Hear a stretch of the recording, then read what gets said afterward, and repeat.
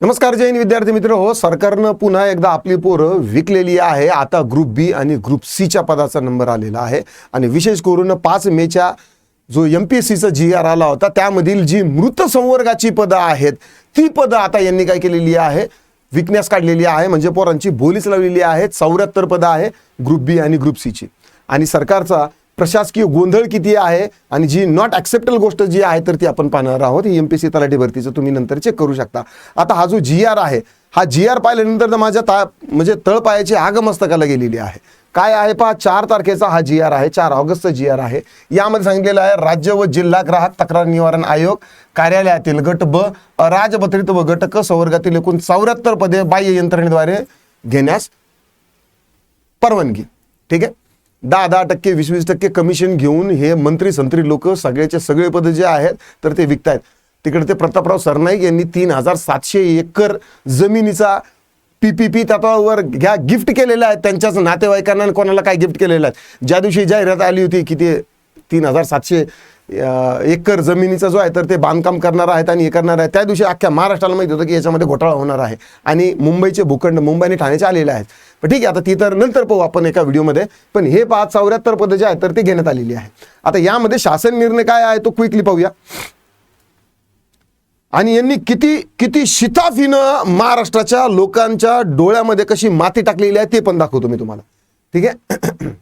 इथे दिलेलं आहे ना की जोपर्यंत रिक्त पदे महाराष्ट्र लोकसेवा आयोगामार्फत उमेदवार उपलब्ध होईपर्यंत बाह्य यंत्रणेमार्फत घेण्याचा प्रस्ताव सांगितलेला ना, याच्यावरती बोलतो मी व्यवस्थित. ठीक आहे. पहा, राज्य ग्राहक तक्रार निवारण आयोग सुधारित आकृतीबंधानुसार ठीक आहे मंजूर पदापैकी अधीक्षक शिरस्तेदार जनसंपर्क अधिकारी गट ब अराजपत्रित 13 पद. ठीक आहे. MPSCचं पद आहे. यांना MPSC कडून माणसं मिळत नाहीये. अरे 2025ची मुख्य परीक्षा पास व्हायच्या अगोदर किंवा परीक्षा व्हायच्या अगोदर डायरेक्ट 922 लिपिकाची पदं जी आहे जी 2026च्या पदभरतीमध्ये आली असती ती 2025 मध्ये टाकली गेली आणि यांना पद मिळत नाही म्हणतात. पहा, अराजपत्रित 13 पदं. लघुलेखक जे मृत संवर्ग केलेला आहे 5 मेचा GR तो पण माझ्याकडे आहे, ते पण दाखवतो मी तुम्हाला. उच्च श्रेणी गट ब अराजपत्रित 12 पदं.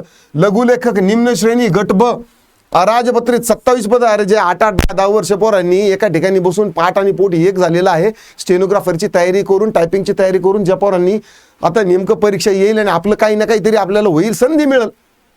सरकारनं ते पदच मृत संवर्ग घोषित केलेले, यानंतर ते पदच भरता येणार नाही. मग हे काय आहे तुमचं.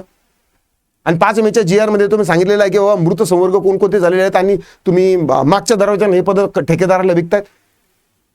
सहाय्यक अधीक्षक 11 पदं, अभिलेखापाल 11 पदं, अशी एकूण 74 पदं जे आहे तर ती विकलेली आहे महाराष्ट्र लोकसेवा आयोगामार्फत उपलब्ध होईपर्यंत. ठीक आहे. आता MPSC, आता यांनी इथे MPSCचं कारण दिलेलं आहे काय की बाबा MPSC कोण मिळेपर्यंत. ठीक आहे, आपण पाहून घेऊया. आपल्याकडे हा MPSCचा 5 मेचा हा GR आहे. ठीक आहे. 5 मेच्या GR मध्ये पेज नंबर 93 वरती कार्यरत लघुलेखक आहे. म्हणजे सरकारनं काय केलेलं आहे की बाबा कार्यरत लघुलेखक कोणत्या विभागाचे आहे तेच फक्त भरलं जाणार आहे, बाकीचे सगळे डेड केलेले आहे मृत संवर्ग. आता या यादीमध्ये जर समजा ग्राहक तक्रार निवारण आयोगाचं जर नाव दिसलं तर समजून घ्यायचं की याच्यातली पदं जिवंत आहे. नसेल तर याच्यात नाहीये. पाहून घ्या. आता इथं सामान्य प्रशासन विभाग ही सगळी लघु लेखकाची पदं आहेत. सामान्य विभाग 1 2 3 4 सामान्य विभाग. ठीक आहे. उद्योग 5 उद्योग 8. ठीक आहे. विधी व न्याय विभाग 8 या विभागातली पदं आहेत. हा विधी व न्याय विभाग अल्पसंख्याक विभाग. ठीक आहे. शालेय क्रीडा शिक्षण. ठीक आहे. आणि आता हे लगेच लेखापाल सुरू झाले. म्हणजे याच्यामध्ये कुठंही हे पद म्हणजे जिवंत आहे असं नाहीये. हे पद मृत संवर्गातला आहे आणि इथं सांगतात की बाबा नाही MPSC कोण मिळेपर्यंत. अरे जे ऑलरेडी मृत नाहीये, भरणारच नाहीये 5 मेच्या GR नुसार. आणि तुम्ही सांगतात की MPSC कडून जर ते म्हणजे मिळाल्यानंतर आम्ही भरून घेऊ, तोपर्यंत टेम्पररी भरून घेऊ. किती ही प्रशासकीय मनमानी म्हणता येईल. आणि याचा खर्च जो आहे टाकण्यात यावा कंत्राटी सेवा याच्या खाली, म्हणजे लोकांची पगार काढण्यासाठी जे बँकेत अकाउंट ओपन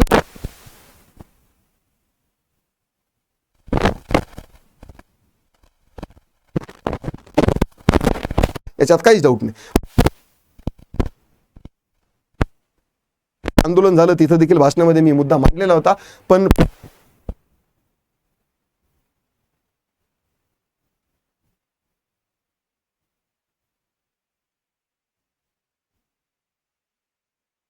नाही, तुम्हाला लोकांनाही गरज नाहीये. शासन त्यांचा जो काय म्हणतात संधी साधूपणा जे आहे तर त्यांच्या पद्धतीने करतात. एकीकडून गोड गोड बोलायचं आणि दुसरीकडून त्यांचे हे असे पद विकायचे जे काळे धंदे आहेत ना तर ते चालूच आहे. आशा करतो तुम्हाला व्हिडिओ आवडला असेल तर करा, काहीतरी व्यक्त व्हा, शब्दांरूपी काहीतरी व्यक्त व्हा. हे कंत्राटीकरण जे आहे तर ते बंद व्हायला पाहिजे. आता ग्रुप सीची आणि ग्रुप डीची आरोग्य विभागाची जी पदं येणार आहे तर त्यापैकी ग्रुप सीची तर समजा ठीक आहे येतील, त्यातही आता ते MPSC जातात ते पण एक पान आहे. पण ग्रुप डीची जेवढी पदं आहेत त्याच्यापैकी अर्धीचं पदं येणार आहेत आणि अर्धी पदं अशा पद्धतीनं मागच्या दरवाजानं विकली जाणार आहेत. लिहून घ्या शब्द आणि माझे शब्द जे आहेत ना तर ते तुम्ही कालांतरानं खरे झालेले पाहणारचा. थांबतो. राम राम.